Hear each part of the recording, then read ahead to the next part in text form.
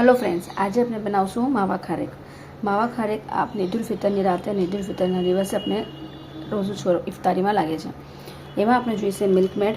આ ઘણું બધું છે, આટલું મોટું નહીં લાગે, આપણે 1 કે 2 સ્પૂન લાગશે। ખાલી આપણે દૂધ લાગશે 1 કપ, મેં લીધું છે રોઝ વોટર, અને સાથે મને લાગશે ડ્રાય ફ્રૂટ થોડું। ઓકે, આ 2 કે 3 ટેબલ સ્પૂન ડ્રાય ફ્રૂટ્સ છે। ઓકે, અને આપણે બારીક શું ગ્રાઇન્ડ કરી દેવું છે, હલકું શું તમે અટકરું રાખેલું છે મેં થોડું શું। ઓકે, તો અને આ 1 કપ આખું દૂધ છે, આ ગરમ દૂધ છે। ઓકે, ને આ ખારેક છે। આ ખારેકના અંદર શું કરવાનું છે કે આ જે ઉપરનો જે હિસ્સો છે આવેલો, આપણે એને નીકાળી દેવાનું છે।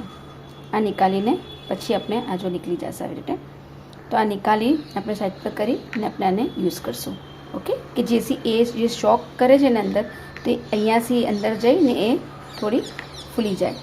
ઓકે, તો હવે આપણે આટલી વસ્તુ લાગે, 1 મિલ્કમેડ, 1 ખારેક, 1 આપણે ગરમ દૂધ અને 1 આપણે ડ્રાય ફ્રૂટનું ગ્રાઇન્ડર। ઓકે, ફર્સ્ટ પહેલાં અમારું 1 કપ દૂધ જે છે મેં એને પહેલાં આમાં નાખી દઈશ। 1 કપ તમને એમ લાગે છે કે ઓછું છે તો તમે વધારે બી લઈ શકો છો। તમારી જેટલી ખારેક હોય એ હિસાબથી તમારું જેટલી ખારેક હશે એના હિસાબે આ તમારું દૂધ થોડું વધતું અને કમ થશે। ઓકે, હવે આ મારું ગુલાબજલ છે આપણે રોઝ વોટર, એ આપણે 1 ટેબલ સ્પૂન જેટલું નાખશું। આપણે એક ઢક્કનમાં લઈ લઈએ ને, એક ઢક્કનમાં લઈને મેં આખું એક ઢક્કન આખું નાખી દીધું છે એના અંદર। ઓકે, મેં પાછુંથી થોડું શું નાખું છું, વધારે નહીં તો। ઓકે, આ નાખી દીધું અને મેં અહીંયા હલાવી દીધું। ઓકે, અને મારી જેટલી બી ખારેક છે આ બધી ખારેક મેં આના અંદર સોક કરવા મૂકી દઈશ।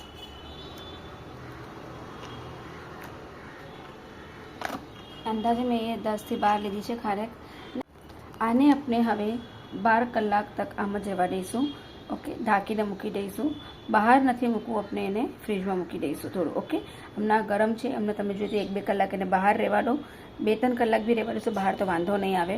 ઓકે, બટ હમણાં ગરમીનો ટાઈમ અગર હોય તો તમે એને 2-3 કલાક બહાર રાખીને પછી એને ફ્રીજમાં મૂકી દેજો। ડીપ ફ્રીજમાં નથી મૂકવું, નીચે ફ્રીજમાં મૂકવું છે। ઓકે, હવે મેં આના અંદર મિલ્કમેડ નાખી કરું છું થોડું, 1-2 ચમચી જેટલું। આ જોઈ રહ્યું છે તમારે મારું મિલ્કમેડ અંદર। હવે મેં એને હલાવીશ અને સાથે જ્યાં તક આ એકદમ સોફ્ટ નહીં બની જતું, લિક્વિડ જેવું થોડું શું, અને આના અંદર સુગર નાખીશ। સુગર આપણે ગ્રાઇન્ડ કરી લઈશું એને થોડું, અને એ આપણે આના અંદર નાખશું 1-2 ચમચી જેટલું। ઓકે, પાસે સુગર છે ગ્રાઇન્ડ કરેલી। ઓકે, તો મેં 1 ચમચી થોડુંક વધારે, કે અમારે મીઠું વધારે પસંદ છે। ઓકે, આ જો થોડું લિક્વિડ નથી થયું હજુ, થોડુંક આપણે આને મિલ્કમેડને હજુ નાખશું।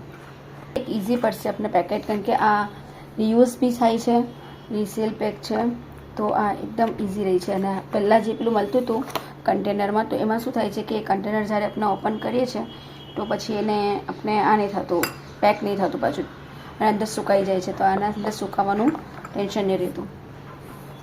ખારેકને સોક કરેલી આપણે એને ઢાંકીને મૂકી દઈશું। હવે ના ખારેકને આપણે શેરીના અંદર ઉઠાવી નિકાલી કરી ફ્રીજમાંથી, અને આ જો આવી રીતે થઈ જશે એ ખારેક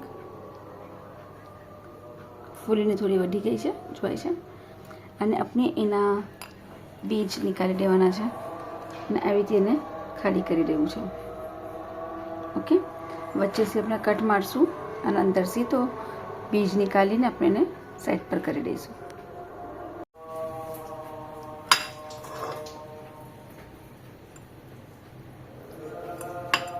આજે આપણે મસાલો રેડી કરેલો છે,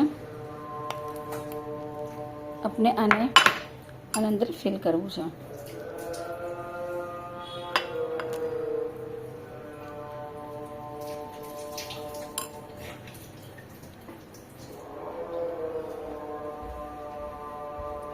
આપણે એક એક કરીને બધામાં એને ફિલ કરી નાખશું। એકદમ ઓવર નથી ભરવાની,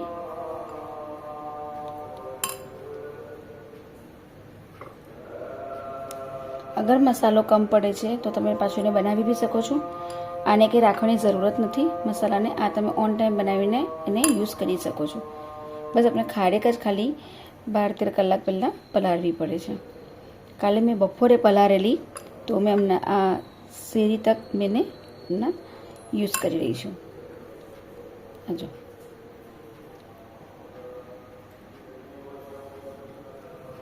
એકદમ બી ફીલ વધારે નથી ભરવાનું કે જેનાથી આપણે બહાર આવે.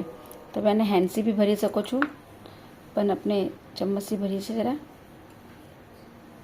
ઇઝી રહે છે. એકદમ ઓવર બી નથી ભરવાનું. આપનો આટલો બધો મસાલો બચી ગયો છે. આ ટાઈમે અમને સ્ટિચિંગની વિડીયો અપલોડ કરવા પહેલાં મેં આજે ઈદની ખારેકની વિડીયો નાખી દીધી છે. ઉમ્મીદ છે તમને આ મારી રેસીપી બી તમને ગમી હશે, અને ગમી હોય તો પ્લીઝ મારી ચેનલ લાઇક, શેર અને સબસ્ક્રાઈબ કરજો. આવી વચ્ચે વચ્ચે થોડી અલગ અલગ વિડીયોઝ બી મેં નાખતી રહીશ. ઓકે, જેથી તમે એવી વસ્તુ શીખી જાઓ બરાબર છે મારા સાથે. આને તમે આખી આપણે બની ગઈ છે ખારેક એકદમ પરફેક્ટલી. હવે તમે આને ફ્રીજમાં મૂકી દેશો 3 થી 4 કલાક માટે. ફ્રીજમાં મૂક્યા પછી તમે આને ફોઇલ પેપરમાં તમે જેટલી લઈ જાવી છે એટલી એને રેપ કરી લો, યા તમે ઝીપર લોકના અંદર તમે એને લઈ જઈ શકો છો.